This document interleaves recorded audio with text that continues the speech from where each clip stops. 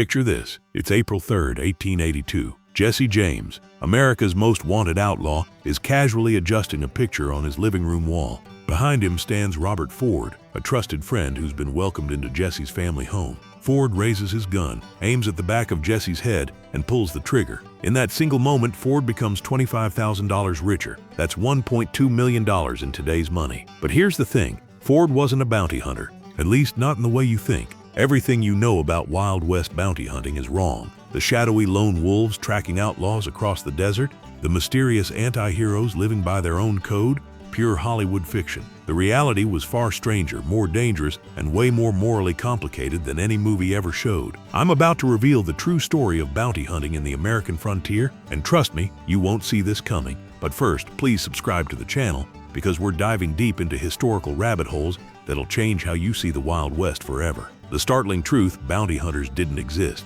Here's something that'll completely change your understanding of the Old West. The term bounty hunter didn't exist during the height of the Wild West era. Every single Western movie featuring gritty bounty hunters is using terminology that wouldn't be invented for another 70 years. Think about that for a second. Every iconic bounty hunter scene you've ever watched, completely anachronistic. The word bounty started in medieval France as bonté, meaning goodness or generosity. When a lord showed bounty to his people, he was being charitable, the exact opposite of hunting humans for cash. By the 1700s, it meant military signing bonuses. Throughout the 1800s, bounty hunters existed, but they killed wolves and crop pests, not outlaws. The human bounty hunter concept, invented by novelist Norman A. Fox in 1953, then popularized by Elmore Leonard in 1954. Leonard later created Raylan Givens from Justified. So basically, everything you think you know about bounty hunters comes from 1950s fiction writers. So what were real frontier manhunters called? Thief takers, reward hunters, or just detectives? But here's the real kicker, most weren't mysterious loners at all. The shocking reality, only 1% were real bounty hunters. A study of 255 documented gunfighters from the Old West found that only 3 matched the movie stereotype of bounty hunters. 3 out of 255, that's barely 1%. The other 99%, they were sheriffs earning side income, Pinkerton detectives on company payroll, or contractors hired by banks and railroads. It was basically the 19th century gig economy, except instead of driving Uber, you tracked armed killers across hostile territory. And the money? Terrible. Most rewards range from 25 to 100. That's roughly $700 to $2,800 today. Sounds decent until you realize a single hunt could take months with zero guarantee of success. Most bounty hunters lost money and needed day jobs just to survive. But occasionally, very occasionally, rewards were posted that could change your life forever. And that's where our story gets really dark. The man too violent for the Pinkertons, Tom Horn. Imagine being so brutal that the Pinkerton Detective Agency, an organization famous for using extreme violence against striking workers, decides you're too dangerous to employ. That's like getting kicked out of a motorcycle gang for being too rowdy. Meet Tom Horn, Army scout, rodeo cowboy, and the most feared manhunter in American history. The Pinkertons hired Horn in the late 1880s, recognizing his supernatural tracking abilities and complete lack of moral boundaries. His resume was simultaneously impressive and terrifying. He could track a man across hundreds of miles of wilderness and had zero hesitation about killing. But Horn was too unpredictable even for the Pinkertons. After they fired him, he became a freelance assassin, hiring himself out to wealthy cattle ranchers who wanted troublesome homesteaders permanently eliminated. He developed a signature calling card, leaving a small rock under each victim's head, and was suspected in over a dozen murders. Horn's method was simple. He'd track his target for days or weeks, learning their routines, then strike when they were most vulnerable. Ranchers paid him anywhere from 500 tavers to $2,000 per kill. Serious money that made assassination more profitable than legal bounty hunting. The irony? Horn's career ended when he was convicted of the one murder many historians believe he didn't commit, shooting 14-year-old Willie Nickel in the back. He was executed in 1903, possibly innocent of his final crime while having escaped justice for countless others. But Horn wasn't the only dangerous manhunter with a twisted story. The double-agent lawman, Henry Newton Brown. In 1882, the townspeople of Caldwell, Kansas thought they'd found their perfect lawman. Henry Newton Brown was tough, experienced, and seemed capable of bringing order to their rough frontier community. They promoted him from assistant marshal to full marshal, trusting him with their lives and safety. They had no idea they'd just hired one of Billy the Kid's former gang members. Brown had been an outlaw who participated in the 1878 ambush and murder of Sheriff William Brady during the Lincoln County War. His transformation from outlaw to lawman wasn't unusual. Many frontier towns were willing to overlook a man's criminal past if he could effectively maintain order. But Brown couldn't fully abandon his criminal instincts. In 1884, he organized a bank robbery in Medicine Lodge, Kansas, personally shooting and killing the bank's cashier. The irony was perfect. A lawman who hunted criminals for bounties decided crime paid better than law enforcement. The robbery failed spectacularly. Brown and his accomplices were captured and jailed, where angry townspeople openly discussed lynching them. Brown attempted to escape but was gunned down in the street, ending his contradictory career as both manhunter and murderer. This moral ambiguity wasn't rare, it was typical. The line between lawman and outlaw was razor thin, and many men crossed back and forth multiple times. The ultimate bounty, Jesse James's $25,000 death sentence. Remember Robert Ford from our opening? His story reveals how massive bounties could corrupt even the closest friendships. By 1882, Jesse James wasn't just America's most wanted criminal, he was a symbol to Confederate sympathizers. He represented resistance against Reconstruction. To Union supporters and freed slaves, he was a terrorist who specifically targeted Northern institutions and African Americans. Missouri Governor Thomas Crittenden was desperate. He offered an unprecedented $25,000 for Jesse's capture, dead or alive. That's $1.2 million today. This wasn't just a reward, it was a death sentence with a price tag. The bounty attracted every manhunter, detective, and opportunist in America. But it was Robert Ford, a recent James gang recruit welcomed into Jesse's inner circle, who saw the clearest path to that fortune. Ford had been invited to live with Jesse's family, becoming so trusted that Jesse treated him like a brother. On that fatal April morning, while Jesse stood defenseless adjusting a picture, Ford made his choice. One gunshot to the back of the head, and Ford became rich. But the blood money came with a price. Ford became infamous as the coward who shot Jesse James, immortalized in song and story as the ultimate traitor.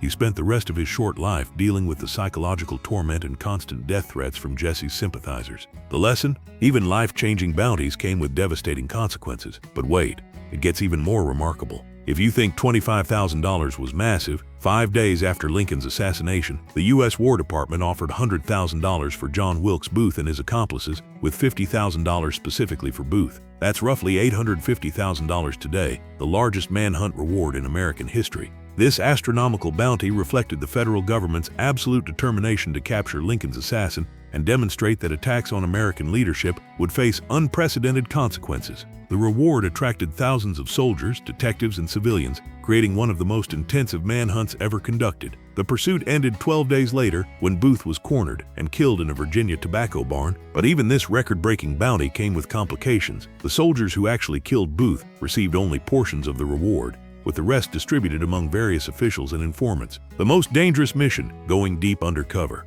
Some manhunters took on missions that required them to completely abandon their identities for months at a time. These psychological operations were more dangerous than any gunfight because the risk wasn't just physical death, it was the complete erosion of your own sense of self. In 1876, the Texas Rangers approached police officer Jack Duncan with an extraordinary and terrifying proposition. Would he be willing to go deep undercover to help capture John Wesley Hardin, one of America's most dangerous killers? This wasn't a simple request. Hardin wasn't just another outlaw, he was a psychopathic killer who had murdered over 20 men by age 25 and had become legendary throughout Texas for his lightning-fast draw and complete lack of remorse or conscience. Witnesses described him as someone who could kill a man and then calmly order dinner, showing no more emotion than if he'd swatted a fly. But what made Hardin truly dangerous was his intelligence. He was paranoid, clever, and surrounded by a network of family and friends who would die before betraying him.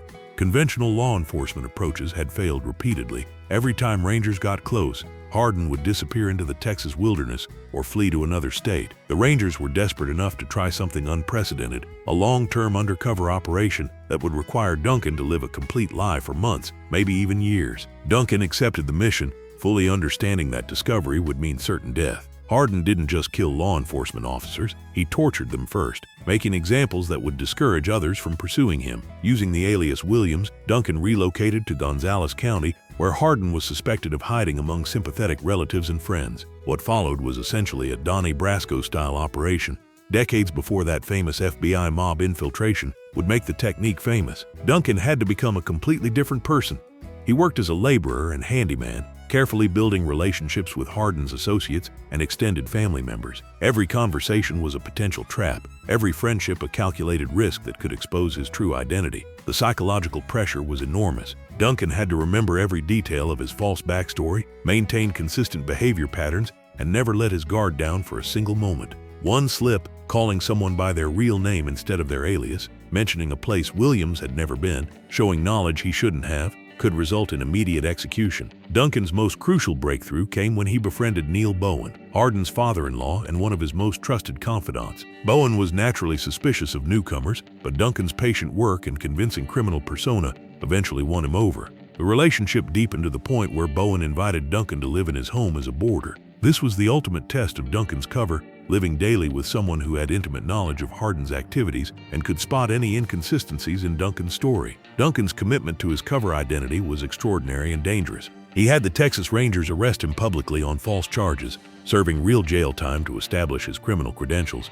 This was an incredible sacrifice. Duncan voluntarily damaged his reputation and endured imprisonment to make his cover story believable. The arrest also served a psychological purpose. After being victimized by law enforcement, Duncan could legitimately express anti-authority sentiments that resonated with Hardin's circle. He had lived proof that he was being persecuted by the same forces hunting Hardin. After months of patient, dangerous work, Duncan finally achieved his objective. He tricked Bowen into revealing Hardin's exact location in Florida, where the outlaw was hiding under yet another assumed identity. Duncan passed this intelligence to the Rangers, who coordinated with local authorities to capture Hardin on a train bound for deeper into Florida. The arrest was anticlimactic compared to the months of psychological tension Duncan had endured. Hardin was taken without a fight, probably never realizing that his capture resulted from a betrayal by someone he'd never even met. Duncan collected his promised share of the $4,000 reward, about $100,000 in today's money, but the victory came at a terrible personal cost. He quit the Texas Rangers after just 4 months, having discovered that the psychological toll of living a complete lie was more destructive than any physical danger he'd ever faced.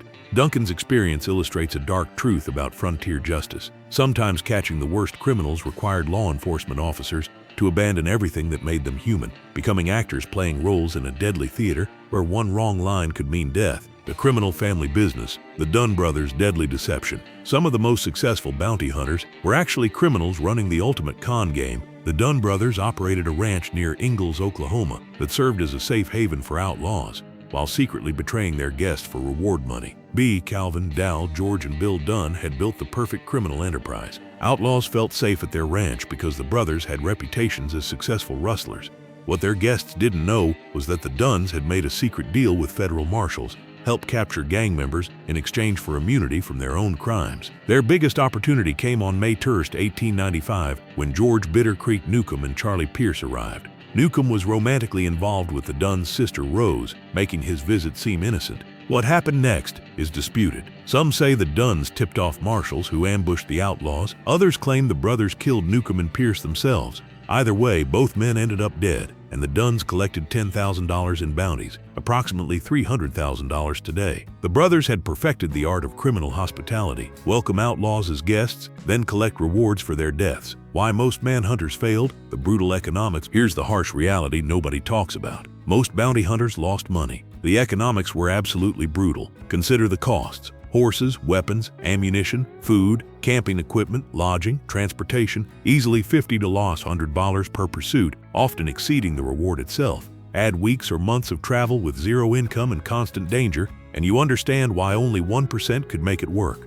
Weather could make pursuit impossible for months. Legal complications across state lines created expensive delays. Many fugitives were never captured at all, leaving manhunters with massive expenses and empty pockets. The successful ones had regular jobs: sheriff, storekeeper, ranch foreman, treating bounty work as dangerous side income, not a career. The technology that changed everything. The manhunters who did succeed leveraged emerging technologies that gave them crucial advantages. Telegraph networks revolutionized tracking. The ability to send information instantly across vast distances allowed real-time coordination and updates about fugitive movements. Railroad systems created both opportunities and challenges. While trains allowed quick fugitive travel, they also created choke points where experienced manhunters could intercept targets. Many successful captures happened at train stations. Photography was emerging as a law enforcement tool, though expensive and technically challenging. Wanted posters with photographs were rare, but incredibly valuable for definitive identification. Traditional tracking skills remained essential.